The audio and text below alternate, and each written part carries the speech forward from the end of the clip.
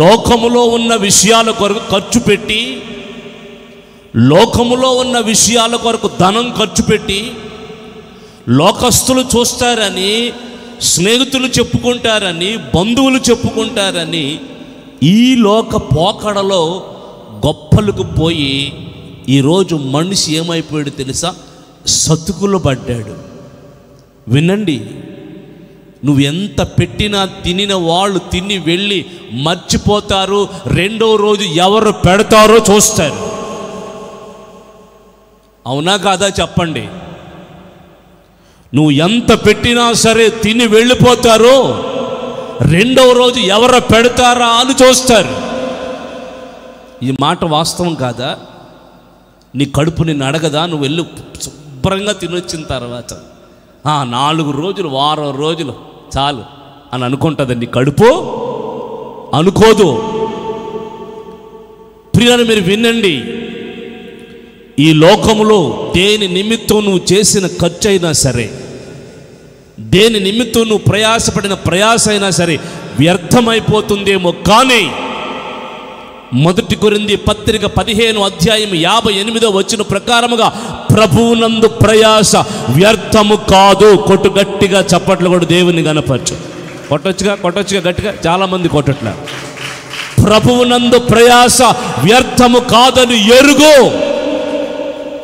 ఈరోజు రాబోవు కాలము నిమిత్తమై వాస్తవమైన జీవమును సంపాదించుకోవడానికి మంచి పునాది నువ్వు వేసుకోగలిగితే ఈ భూమి మీద ఉండగానే నీ కొరకు పరలోకములో ఒక చక్కటి నివాసం, చక్కటి గృహం, చక్కటి స్థానం, చక్కటి శ్రేష్టమైన ప్రియులారా వెండి బంగారముల చేత, అమూల్యమైన రత్నముల చేత, వైడూర్యముల చేత ప్రియులారా దేవుడి సన్నిధిలో అనేకమైన వెలగలిగిన రత్నములు రాళ్ల చేత బంగారపు వీధుల్లో నువ్వు సంచరించడానికి పరలోకమనే నివాసం నీ కొరకు సిద్ధపరచబడబోతుంది.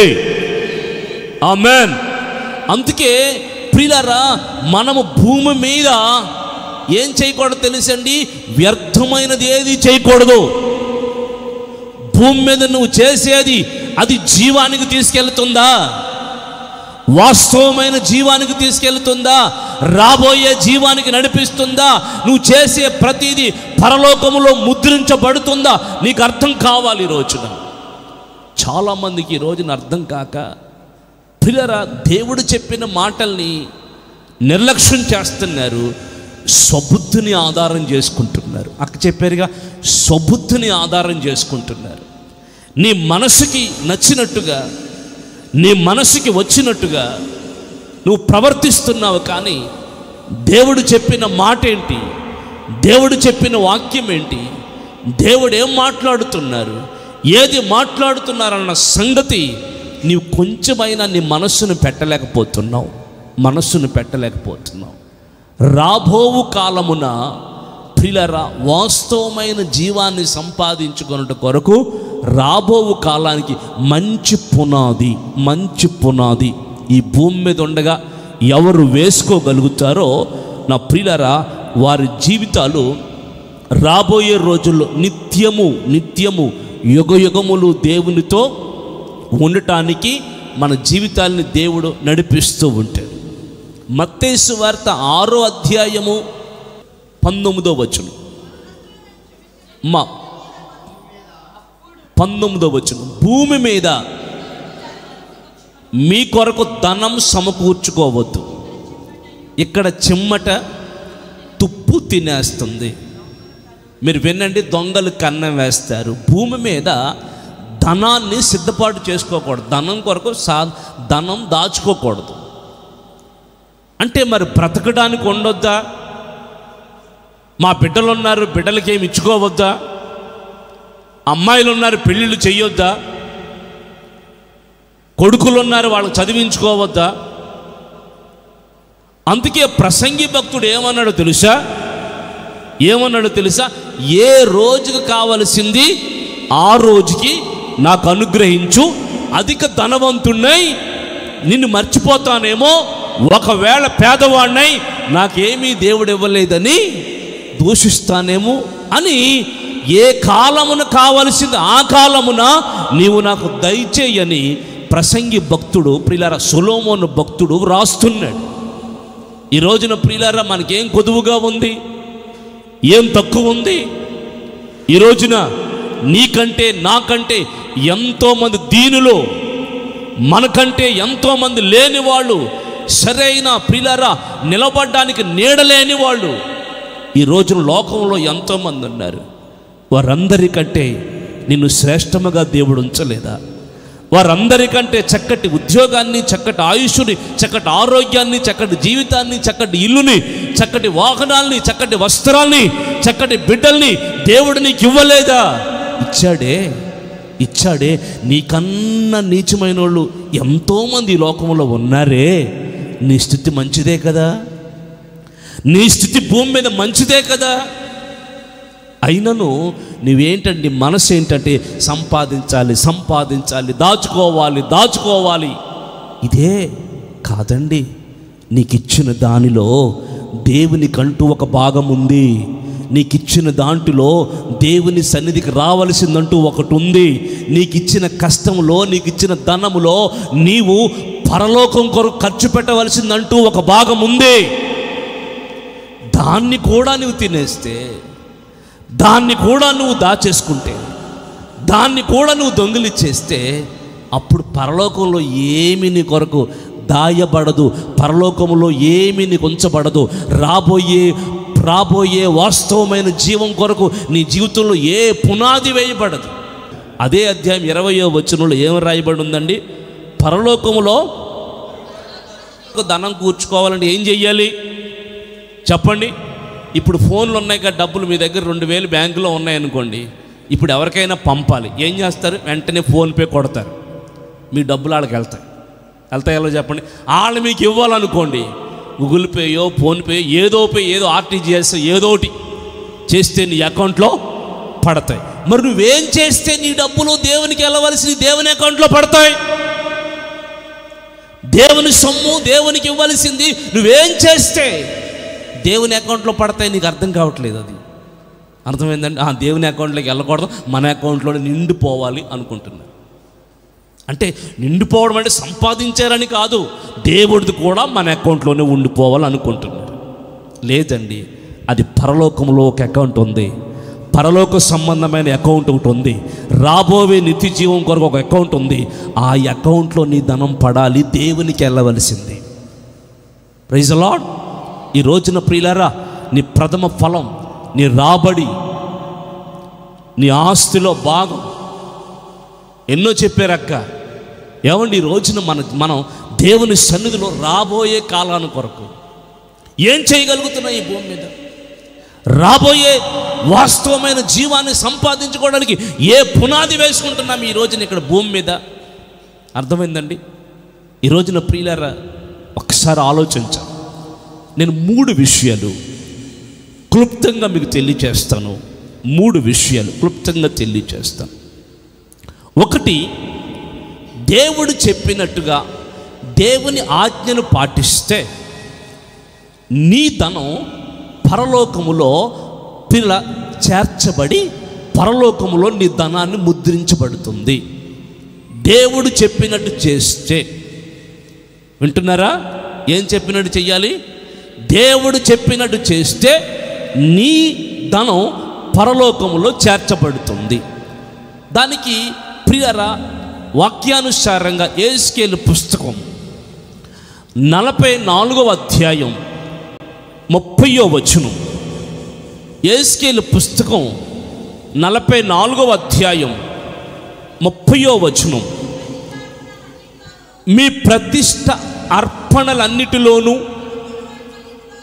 తొలిచూలు వాటన్నిటిలోనూ మొదటివియు, ప్రథమ ఫలములు అన్నిటిలోనూ మొదటియు యాజకుల వగును. ఆమేన్. మీ కుటుంబములకు ఆశీర్వాదము కలుగునట్లు మీరు ముందుగా పిసికిన పిండి ముద్దను మొదట యాజకులకి ఇవ్వాలి. బాగా వినండి, దేవుడు నోట్ చేసుకోండి. అక్కడ ఇవి నువ్వు చేస్తే,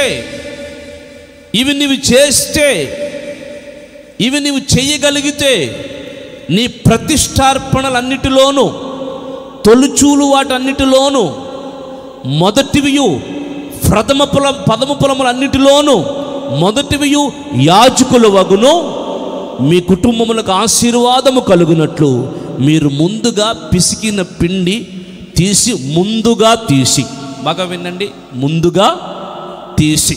సంఘంలో చాలామంది బిడ్డలు ఉన్నారు, ఉద్యోగం రాగానే ఏమండి మొదటి జీతం దేవునికి ఇస్తారు చాలామంది.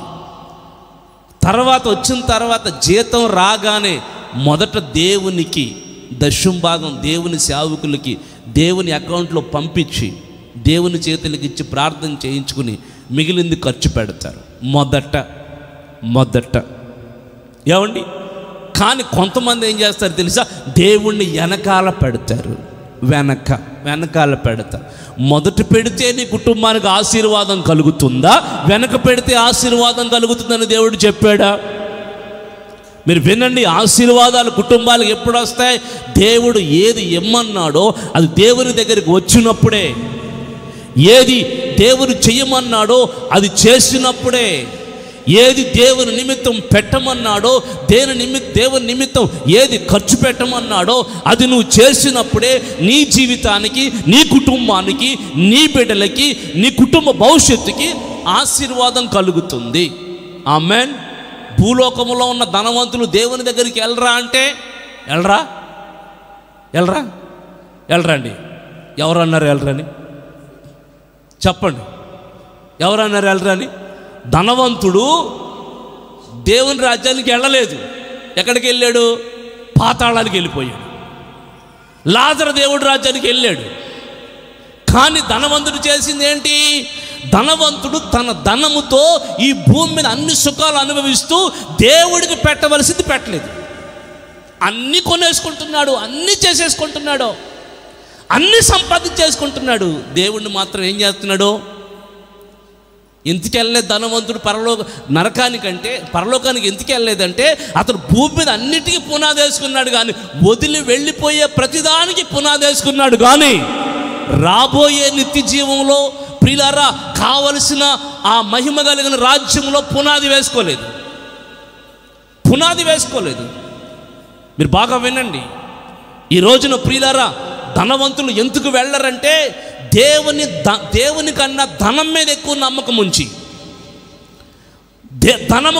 దేవుని కంటే ధనం మీద ఎక్కువ నమ్మకం ఉంచి, డబ్బు మీద ఎక్కువ నమ్మకం ఉంచి, డబ్బు ఆశ మీద ఎక్కువ బ్రతుకుతూ సంపాదించాలని ఎక్కువ ఈ భూమి మీద లోకాశలతో బ్రతుకుతున్న వాళ్ళు దేవుని రాజ్యానికి వెళ్ళరు. ఒకవేళ నువ్వు ఈ పగటి వేళ అటువంటి ఆశలో ఉంటే, మొదటి చదివిన మాట ఏం చెప్పారు? ధనవంతులైన వారు ఇహలోకములో ధనం యందు నమ్మకం ఉంచకూడదో. ఈ ధనం ఇక్కడ వదిలి వెళ్ళిపోతాం, ఎంత సంపాదించినా వదిలి వెళ్ళిపోతాం.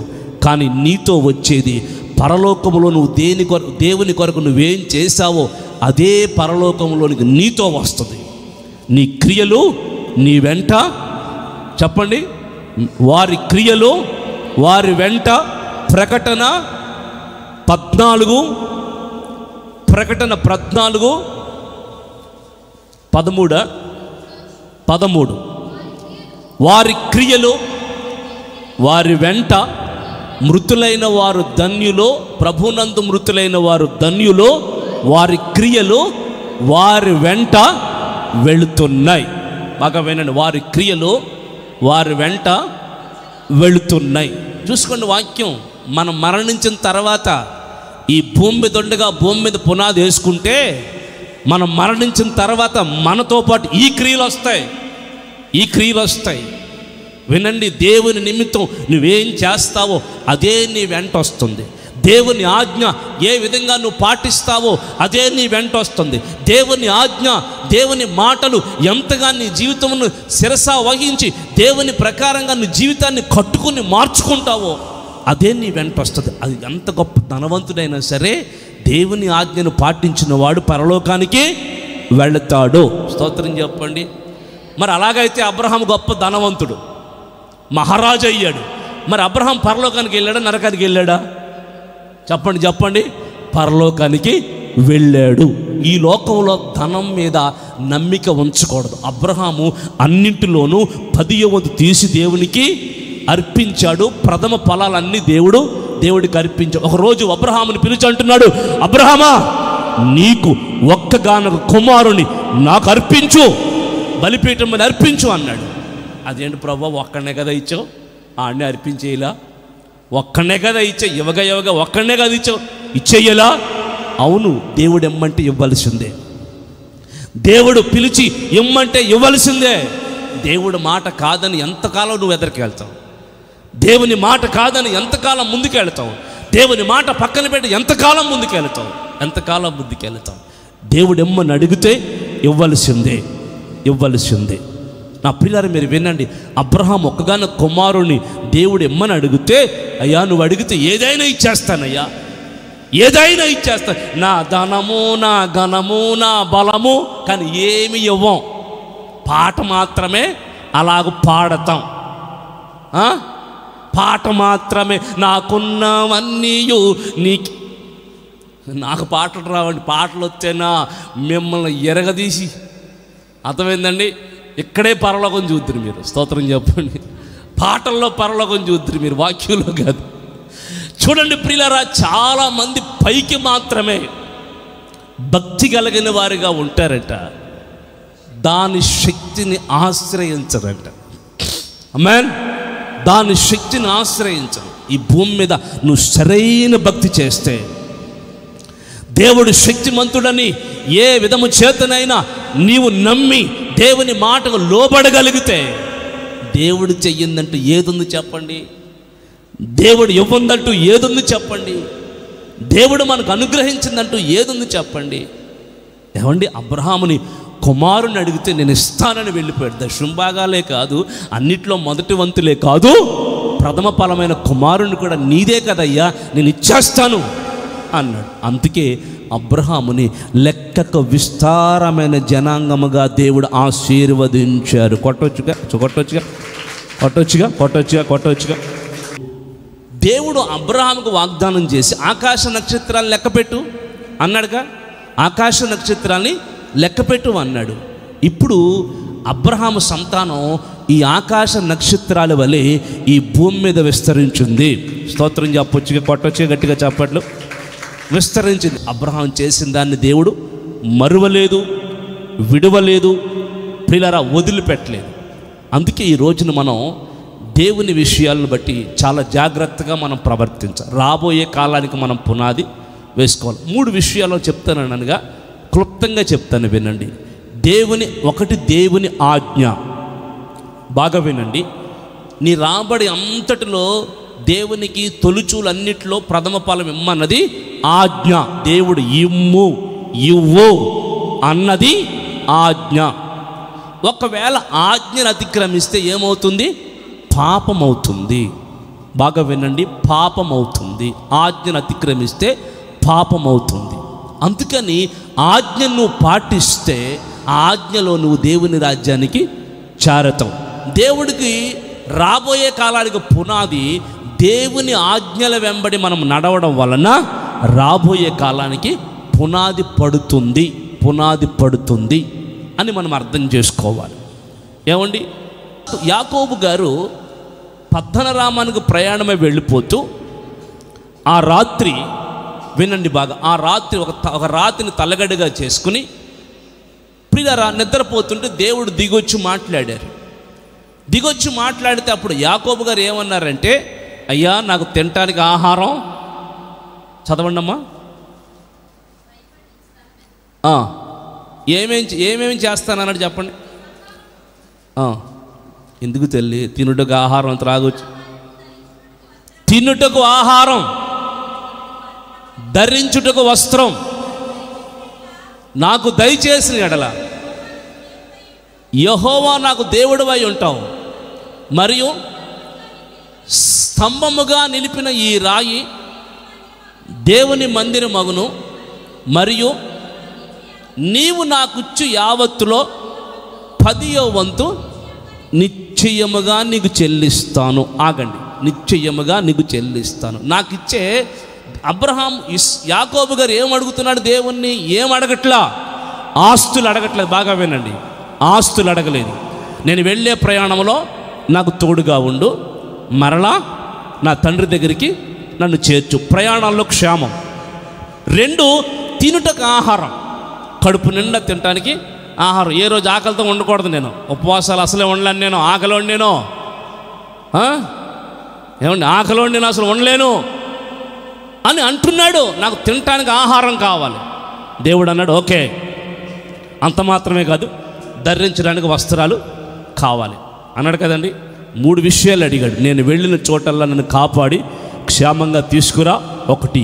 2, తినటానికి ఆహారమై, 3, ధరించడానికి వస్త్రాలు. ఈ 3 నువ్వు చేస్తే నీవు నాకు ఇచ్చే యావత్తులో 10వ వంతు నీదే, పరలోకపు అకౌంట్లో ట్రాన్స్ఫర్ చేసేస్తాను. పట్టచ్చుగా గట్టిగా చప్పట్లు అన్నాడా లేదా? పరలోకపు అకౌంట్లో వేసేస్తాను అన్నాడు. ఏమడిగాడు? 3 అడిగాడు. చూడండి, దేవుని భక్తులు స్వార్థంగా బ్రతకూడదు. చక్కగా తినడానికి ఆహారం ఇస్తున్నాడు మనకి. నేను అసలు అన్నం తింటలేదు అన్న వాళ్ళు చేతులు ఎత్తండి. నాకు అసలు వస్త్రాలు లేవండి, దేన దరిద్రతలో ఉన్నాను చేతులు ఎత్తండి. ఏమండి, ఆ 2 మనకి ఇస్తే మనం అంటే ఏం చేయాలి తెలుసానండి? దేవునికి మనం ఇచ్చిన అన్ని దాంట్లోనూ దేవునికి ప్రియులారా 10వ వంతు సమర్పించాలి. చూడండి, అబ్రహాం యాకోబుని ఎవరో బలవంతం పెట్టలేదు. బాగా విన్న మాట చెప్తాను వినండి. యాకోబుని ఎవరో బలవంతం పెట్టలే. అబ్రహాం చేశాడు, ఇస్సాకు చేశాడు, యాకోబు కూడా క్రమంగా చేయడం మొదలుపెట్టాడు. ఇప్పుడు దాని అర్థం ఏంటంటే, ఇంట్లో ఒకరు చేస్తే మిగిలిన వాళ్ళు అందరూ ఏం చేస్తారు? వెనకాల సంఘంలో ఒకరు చేస్తే మిగిలిన వాళ్ళందరూ ఏం చేస్తారు? ఏమండి, వాళ్ళని చూసి ఏం చేస్తారు? మొదట ఒకడు సిద్ధ మనసు కలిగిన వాడైతే తర్వాత అందరి మనసులు ప్రేరేపించబడతాయి. వినండి ప్రియులారా, నేను ఎందుకు చెప్తున్నానంటే ఈ ఉపదేశం ఖచ్చితంగా మన జీవితాలు రాబో కాలానికి పునాది వేయబడాలి. ఇప్పుడు యాకోబు గారిని ఎవరో బలవంతం పెట్టలా, అబ్రహామును కూడా దేవుడు ఇమ్మని అడగలేదు, కానీ అన్నీ ఇచ్చాడు కాబట్టి దేవునికంటూ ఇవ్వాలి, మనం దేవునికి చెల్లించాలి అనే పునాది వాళ్ళ జీవితాల్లో వేసుకున్నారు. రాబోయే నిత్య జీవానికి పునాది వేసుకున్నారు. ఏమండి, ఇప్పుడు ఏమయ్యిందండి? ధర్మశాస్త్రాలకు వచ్చేసరికి అబ్రహాం చేసింది దేవుడు చూశాడు, ఇస్సాకు చేసింది దేవుడు చూశాడు, యాకోబు చేసింది దేవుడు చూశాడు.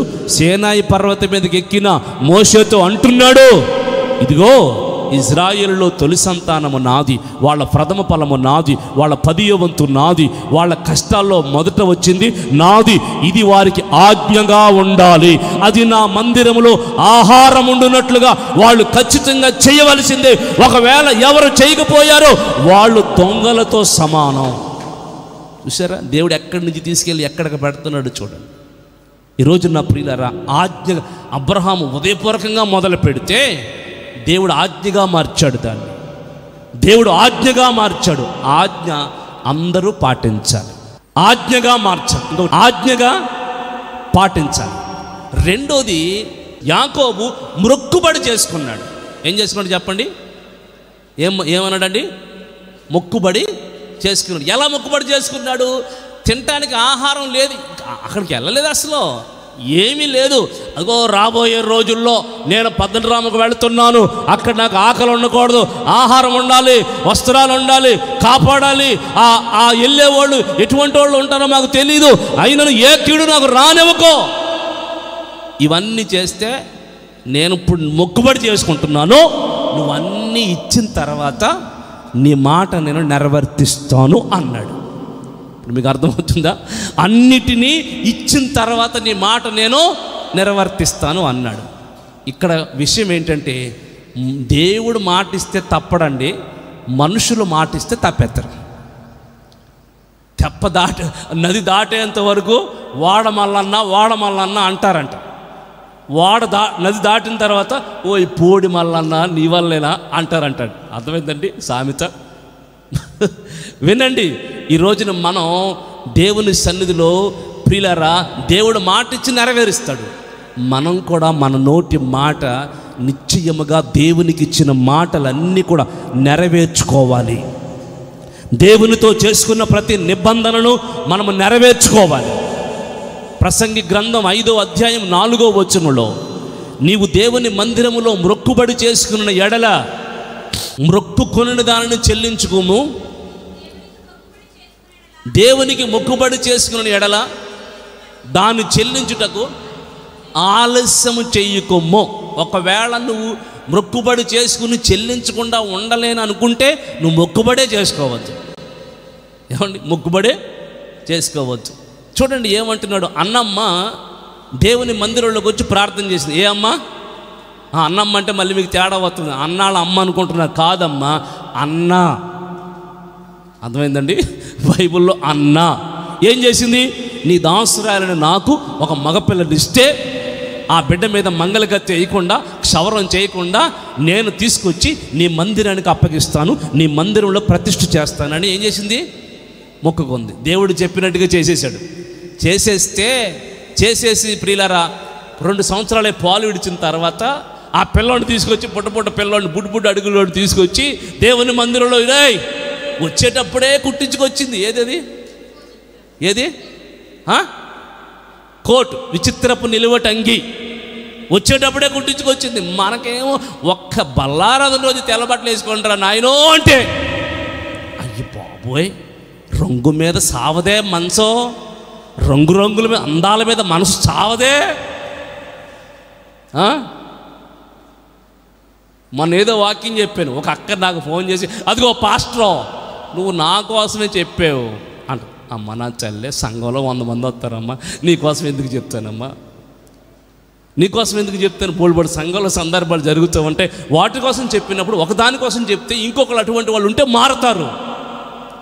మారడం కోసమే చెప్తున్నాం కానీ మేము ఎవరిని కించపరచాలని, తక్కువ చేయాలని కాదు. మీరు మహిమ నుండి అధిక మహిమలోకి వెళ్ళాలని నేను వాక్యం చెప్తున్నాను తప్ప మిమ్మల్ని ఎవరిని తగ్గించుకోవాలని, మిమ్మల్ని ఎవరిని పాడు చేయాలని, మీరేదో బాధ పెట్టాలని మాత్రం కాదు. మీరు అందరూ ప్రభు రాజ్యానికి, రాబోయే నిత్య జీవానికి మీరు అందరూ వెళ్ళాలి. అలాగున వెళ్ళుదురుగాక. ఆమేన్, ఆమేన్. ఇప్పుడు చెప్పకపోతే తెలియదు కదా. ఆ పిల్లవాడిని తీసుకొచ్చినప్పుడు ఏం చేసింది తెలుసండి? వచ్చేటప్పుడే నిలువుటంగి కొట్టుకొచ్చిందంట. ఈడు నావాడు కాదు, ఈడు దేవుని వాడు, ఈడు తెల్లటి వస్త్రాలు ధరించాలి, అంగీ ధరించాలని ఏం చేసింది తెలుసండి? తీసుకొచ్చి అంగీతోటే తీసుకొచ్చింది. ఆ ఏలి చూసి అనుకో వై బాబు, ఈయన ఎవరు నాకు పోటీగా వచ్చి, ఎవరమ్మా ఆయన, తీసుకుపో అంటుంటే ఆవిడంటది, దైవజనుడా ఒకప్పుడు మొక్కుకున్నాను చూశారు, ఏడ్చి ప్రార్థన చేస్తే నేను ఏదో తాగేశానని మత్తెక్కిపోయిందని మీరు హేళనగా మాట్లాడారు చూశారు. అదిగో ఆ అన్నాను నేనే. ఆ రోజు మొక్కుకున్న మొక్కుబడి నా బిడ్డ పుట్టాడు, ఆ బిడ్డ ఈ బిడ్డే. ఇక్కడి నుంచి యెహోవాకి ఇతడు యాజకత్వం చేసే ఒక ప్రథమ ఫలముగా నిలబడబోతున్నాడు. కొట్టు, గట్టిగా చప్పట్లు కొట్టు, గట్టిగా చప్పట్లు కొట్టు. ఆ పిల్లవాడు వెంటనే అక్కడ దేవునికి మొక్కాడు.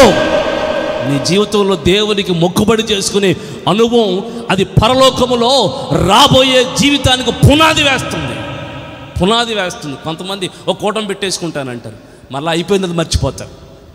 ఏమండి, అది చేసేస్తాను, ఇది మర్చిపోతారు. జాగ్రత్త, నోట్ దిస్ పాయింట్. దేవునికి నువ్వేదైనా చేస్తానని మొక్కుకుంటే దేవుడు వెంటనే పరలోకంలో రాసేస్తాడు. ఫలానా ఈవిడ చేస్తానంది కదా, ఈయన చేస్తానన్నాడు కదా, ఆవిడ చేస్తానంది కదా అని పరలోకంలో రాసేస్తాడు. రాసేసి వీళ్ళు చేయట్లేదు అనుకోండి, అప్పుడు కలలోకి వస్తాడండి. వస్తాడా రాడా? దేవుడు వదిలిపెట్టతాడు అనుకుంటున్నాడా? ఏం చెప్పాడు యాకోబు? ఏం చెప్పాడు? 10వ వంతు ఇస్తాను, 10వ భాగం ఇస్తాను, ఈ దేవుని మందిరం అవుతానడా? వెళ్ళి పద్దనరామాలో చూడండి, పెళ్ళిళ్ళ మీద పెళ్ళిళ్ళు. ఈ మనసంతా పెళ్లి మీదకి పోయింది. పిల్లల మీద పిల్లలు, ఈ మనసంతా పిల్లల మీదకి పోయింది. సంపద మీద సంపద, ఈయన మనసంతా సంపద మీదకి పోయింది. ఆస్తి మీద ఆస్తి, ఈయన మనసంతా ఆస్తి మీదకి పోయింది. అప్పుడు దేవుడు దిగొచ్చాడు. ఆదికాండం 31వ అధ్యాయం, ఆదికాండం 31:13, నీవు లేచి నీవెక్కడ స్తంభముగా నూనె పోసితివో, ఎక్కడ నాకు మొక్కుబడి చేశావో ఆ బేతేలు దేవుడను నీకు ప్రత్యక్షమయ్యాడు. కొట్టు కొట్టు కొట్టు కొట్టు కొట్టు కొట్టు కొట్టిగా కొట్టి చెప్పండి. ఏం చెప్పాలి ఇప్పుడు? దేవుడు నిజంగా ప్రత్యక్షమైతే, అయ్యా మీ నాన్న దేవుణ్ణి, మీ తాత దేవుణ్ణి, ఇప్పుడు నీ దేవుణ్ణి అని చెప్పాలిగా. చెప్పట్లా. నువ్వు ఎక్కడ మొక్కుబడి చేశావో ఆ మొక్కుబడి గుర్తుంచుకుని 20 సంవత్సరాలైనా ఎప్పుడు చెల్లిస్తావా అని ఎదురు చూస్తున్న నీ దేవుడను కొట్టు బిగ్గరగా చప్పట్లు కూడా దేవుని కనపరచు. ఏమండి, మర్చిపోతారు అనుకుంటున్నారా? మర్చిపోతారు అనుకుంటున్నారా? ఇక్కడ మా అమ్మగారు ఉన్నారు. 40 సంవత్సరాల క్రితం ఎప్పుడో సండే స్కూల్కి వెళ్ళేటప్పుడు ఆ భక్తిలో, ఆ ఆవేశంలో, ఆ స్పీడ్లో నాకు పిల్లవాడు పుడితే నీకు ఇస్తానయ్యా అందంటండి. సండే స్కూల్కి వెళ్ళేటప్పుడు ఎప్పుడు అయిపోయింది, మర్చిపోయింది, అన్నీ అయిపోయినాయి. ఇక విగ్రహారాధనలు కలిసిపోయింది. 7 వారాల పూజలు ఈవిడికి. ఎన్ని దేవతలు, ఎన్ని మొక్కుబళ్ళో వీళ్ళు ఎలాగైపోయారని తెలిసి దేవుడు నన్ను పట్టుకున్నాడు. కొట్టండి కొట్టండి కొట్టండి కొట్టండి కొట్టండి. ఆమేన్. నన్ను పట్టుకొని పిలిచి ఈ రోజున అనేక జనములు ఎదుట సాక్షిగా చేస్తున్నాడు. నువ్వు మర్చిపోతావేమో, దేవుడు మరవడం. జాగ్రత్తగా. దేవుడికి ఇచ్చిన మాట ఏదైనా సరే నెరవేరవలసిందే. దేవునికి ఇచ్చిన మాట నువ్వు చెల్లించడం వలన పిల్లరా నువ్వు సమాజంలో చెల్లించాలంట. బైబిల్లో చెప్తున్న మాట సమాజంలో. ఎన్నో కీర్తనది? 116వ కీర్తన 2 వచనాలు జస్ట్ అలా చూపించి ముగించేస్తాను. 116వ కీర్తన 14వ వచనంలోను, 116వ కీర్తన 19వ వచనంలోను రాయబడిన మాట: 1, యెహోవాకు మొక్కుబళ్ళు సమాజంలో చెల్లించాలి. 2, యెహోవాకు మొక్కుబళ్ళు యెరూషలేములో చెల్లించాలి. మీరు వినండి, ఆయన ప్రజలందరి ఎదుట చెల్లించాలి, ఆయన మందిరంలో ఆయన ఆవరణలో చెల్లించాలి. ఏమండి, చూసారా? ఒకరు మొక్కుబడి చేసుకున్న వాళ్ళు చెల్లిస్తే మరొకడికి అది అర్థమై మరొక ఎదుట జీవితానికి అర్థమై వాళ్ళ జీవితాలు సంపూర్ణం చేసుకుంటారు. మరి ఇప్పుడు 2వది మొక్కుబడి. 3వది ఏంటి తెలుసండి? ఉపచారం. అది దీనికి లెక్కలేదు. ఉపచారం అంటే హృదయపూర్వకంగా చేసేది. ఇప్పుడు యేసుప్రభు పాదాల దగ్గరికి మరియ అత్తరు పట్టుకొచ్చింది. దాని విలువ ఎంత?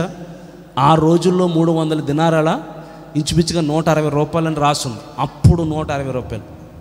అసలు దానికి ఆజ్ఞ లేదు, మొక్కుబడి లేదు. హృదయపూర్వకంగా యేసయ్య వచ్చాడు, యేసయ్యను మనం ఏదోటి చేసి మన జీవితాన్ని కడుక్కోవాలని మనస్సులో ప్రేరేపణ చేసుకుని వచ్చేసింది దేవుడి దగ్గరికి. అర్థమైందండి? మార్తా మరియలు, మగ్దలేన మరియలు యేసయ్యకు తన ఆస్తితో ఉపచారం చేశారని రాయబడ్డాడు. పేతురు అంటాడు 4వ అధ్యాయం 11వ వచనంలో, మీరు ఉపచారం చేస్తే శక్తికి మించి ఉపచారం చేయాలని రాయబడం. దానికి లెక్కలు లేవు. బాగా వినండి, నువ్వు ఇప్పుడు ఈ 3 ప్రకారాలుగా చేసేది పరలోకములో నీకు ధనముగా ముద్రించబడుతుంది. రాబోయే నిత్య జీవానికి ఇది నీకు ప్రియులారా ఉపయోగపడుతుంది. ఈ పగటి వేళ నిశ్చయముగా రాబోయే నిత్య జీవము కొరకు మీరందరూ పునాదులు వేసుకొందురుగాక. మీరు అలాగే ఉండి కళ్ళు మూయండి. చిన్న ప్రార్థన, ఒక సాక్ష్యం ఉంది. చిన్న ప్రార్థన. మహిమగల తండ్రి, పరిశుద్ధుడా, ప్రేమస్వరూపి, ఈ ఆరాధనలో మీరు దిగి వచ్చారు, కృపనిచ్చారు, కనికరించారు, మా అందరితో మాట్లాడారు. ఈ వాక్యములు ఈ వచ్చిన బిడ్డలందరికీ ఫలభరితంగా చేసి రాబోయే నిత్య జీవానికి పునాది వేయమని మమ్మల్ని అందరినీ రాబోయే నిత్య జీవానికి సిద్ధపాటు చేసి మేమందరము పరలోకములో నిన్ను ఆరాధించేవారిగా మార్చమని యేసు నామములో అడిగి ప్రార్థిస్తున్నాము తండ్రి. ఆమేన్. మన ప్రభువైన యేసుక్రీస్తు కృప, తండ్రి అయిన దేవుని ప్రేమ, పరిశుద్ధాత్మ సన్నిధి సహవాసం మనందరికి తోడయుండి నడిపించును గాక. ఆమేన్.